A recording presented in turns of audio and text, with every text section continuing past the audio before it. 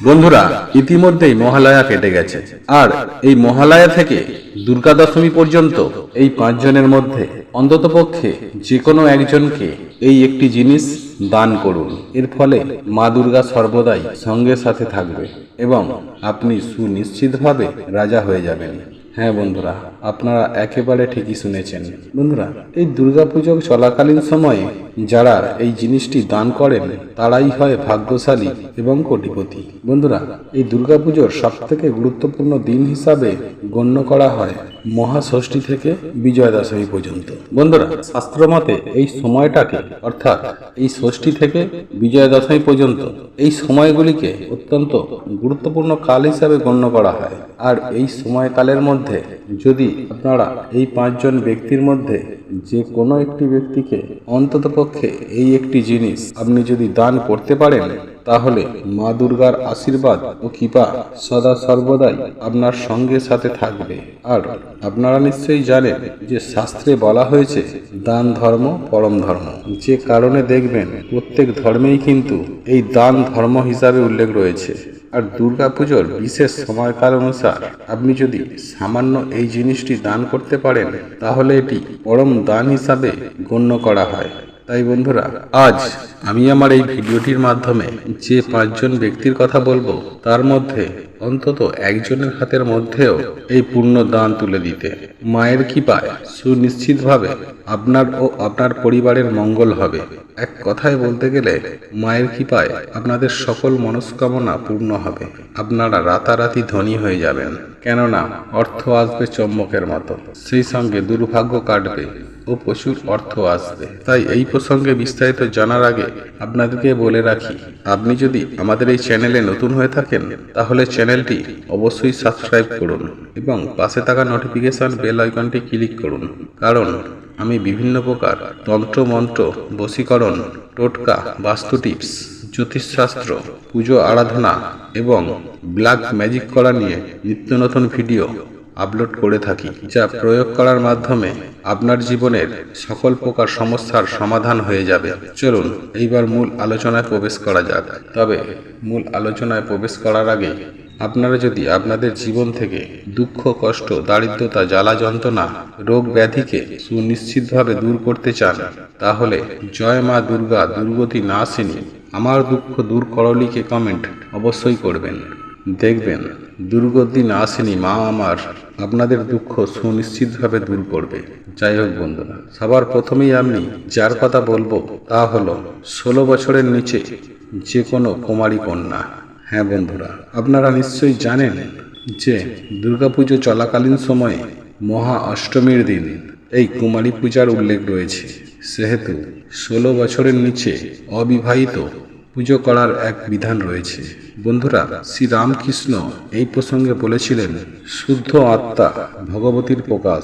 তাই কুমারী পূজার মাধ্যমে নারী জাতির প্রতি শ্রদ্ধা যাপন করা হয়।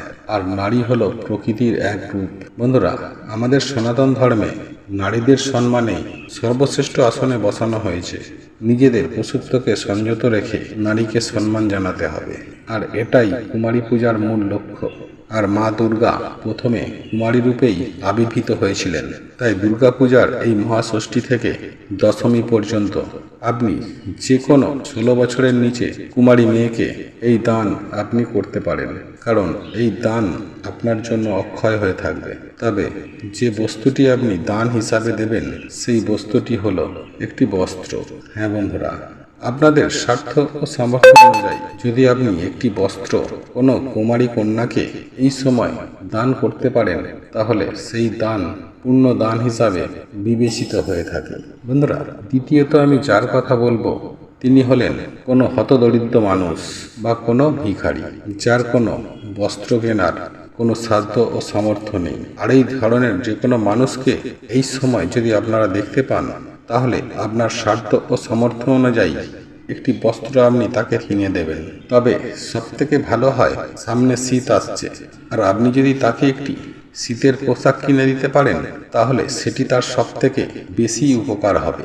বন্ধুরা, যদি আপনার পক্ষে সম্ভব হয়, তাহলে আপনি এই দানটি অবশ্যই করুন। আর আপনি যদি সরাসরি বস্ত্রদান করতে না পারেন, তাহলে অন্ততপক্ষে কিছু টাকা আপনি তার হাতে তুলে দিন, যাতে সেই টাকা দিয়ে সে কোনো বস্ত্র কিনতে পারে।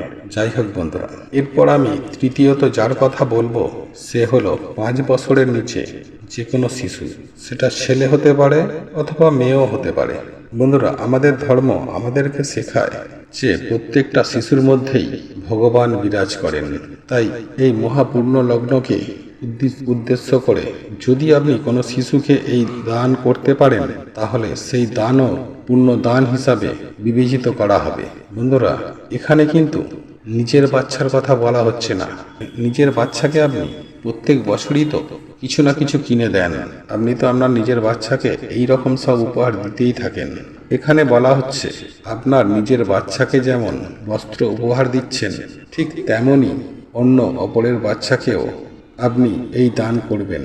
তবে সবথেকে ভালো হয় আপনি যদি কোনো অনাথ আশ্রমে কোনো বাচ্চাকে এই রূপ দান করতে পারেন, তাহলে সেই ক্ষেত্রে সবথেকে ভালো হয়। বন্ধুরা, এরপর চতুর্থ যে ব্যক্তির কথা বলবো তা হলো কোনো বয়স্ক, কোনো বৃদ্ধ বা বৃদ্ধা ব্যক্তি। হ্যাঁ বন্ধুরা, কোনো বৃদ্ধা ও বৃদ্ধ ব্যক্তিকে আপনি যদি এই সময় কোনো বস্ত্র দান করতে পারেন, তাহলে তিনি অত্যন্ত প্রসন্ন হন এবং তাদের প্রসন্নতা আমাদের কাছে আশীর্বাদ স্বরূপ হিসাবে আমাদের সকল প্রকার বিপদ আপদ থেকে রক্ষা করবে। তাই বন্ধুরা, আপনারা অবশ্যই চেষ্টা করুন, যদি কোনো অত্যন্ত বয়স্ক মানুষ দেখতে পান, তাহলে তাকে আপনি এই দান করতে পারেন। তবে সবার প্রথমে আপনাদেরকে একটি বিষয় স্মরণ রাখতে হবে, আর তা হলো সবার প্রথম আপনি আপনার নিজের মাতা পিতাকে বস্ত্র উপহার দেবেন। তারপরই আপনি অন্য কোনো বয়স্ক ব্যক্তিদের এই দান করতে পারবেন। বন্ধুরা, এরপর পঞ্চম বা সর্বশেষ যে ব্যক্তির কথা বলবো তিনি হলেন কোনো একজন ব্রাহ্মণ। যে ব্রাহ্মণের পেশা হলো শুধুমাত্র পুজো আরাধনা করার। যে ব্রাহ্মণ এই সময় কোনো না কোনো পুজো মণ্ডপে মা দুর্গার পুজো আরাধনা করছেন, সেই রকমই যে কোনো একটি ব্রাহ্মণ, সেটি আপনার চেনাও হতে পারে বা অচেনাও হতে পারে, তাকে এই সময়ে একটি বস্ত্র দান করুন। হ্যাঁ বন্ধুরা, যে ব্যক্তি ঈশ্বরের সেবায় নিজেকে নিযুক্ত করেছে, সেই ব্যক্তিকে সেবা করা আমাদের পরম কর্তব্য এবং ধর্ম। তাই এই রকম কোনো ব্রাহ্মণকে, যিনি সদা সর্বদাই ঈশ্বরের সেবা করে যাচ্ছেন, তার পূজা আরাধনা করে যাচ্ছেন, ঠিক সেই রকমই কোনো একজন ব্রাহ্মণকে যদি আপনি এই সময় আপনার সাধ্য ও সামর্থ্য অনুযায়ী কোনো বস্ত্র দান করতে পারেন, তাহলে সেই দান ব্রহ্মদান সমতুল্য। বন্ধুরা, এই যে 5 জন ব্যক্তির কথা বললাম, এই 5 জন ব্যক্তির মধ্যে আপনি যে কোনো একজন ব্যক্তিকে আপনার সাধ্য ও সামর্থ্য অনুযায়ী এই বস্ত্র দান আপনি করতে পারেন। তবে আপনার আর্থিক সক্ষমতা যদি থাকে, সেক্ষেত্রে আপনি এই 5 জন ব্যক্তিকেই এই দান করতে পারেন, কারণ দান ধর্ম সব থেকে বড় ধর্ম। আর বিশেষ করে অন্ন ও বস্ত্র দানকে সর্বশ্রেষ্ঠ দান হিসাবে শাস্ত্রে গণ্য করা হয়। তবে এই দানের ক্ষেত্রেও একটি বিষয় সর্বদাই মাথায় রাখতে হবে, যখনই আপনি এই বস্ত্র দান করছেন, তখন সদা সর্বদাই নতুন বস্ত্র কিনে দেবেন, কারণ দানের মধ্যে শ্রদ্ধা থাকা বাঞ্ছনীয়। ব্যবহৃত জিনিস, ছেঁড়া বা ফাটা বস্ত্রের ভেতরে কোনো শ্রদ্ধা প্রতিফলিত হয় না। তাছাড়াও এই ব্যবহৃত পোশাককে কাজে লাগিয়ে ক্ষতিকারক অবিচারও করতে পারে কেউ। তাই সদা সর্বদাই এই সময়ে আপনি নতুন বস্ত্র দান করার চেষ্টা করুন। এর ফলে মা দুর্গার আশীর্বাদ ও কৃপা আপনার এবং আপনার পরিবারের ওপর সদা সর্বদাই বিদ্যমান থাকবে। বন্ধুরা, ভিডিওটি এখানেই শেষ করলাম।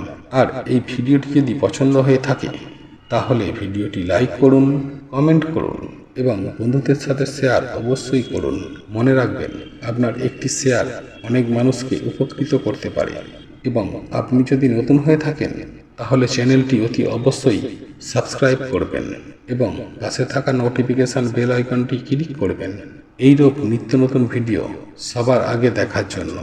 ঈশ্বর আপনার মঙ্গল করুক। আপনারা ভালো থাকুন, সুস্থ থাকুন।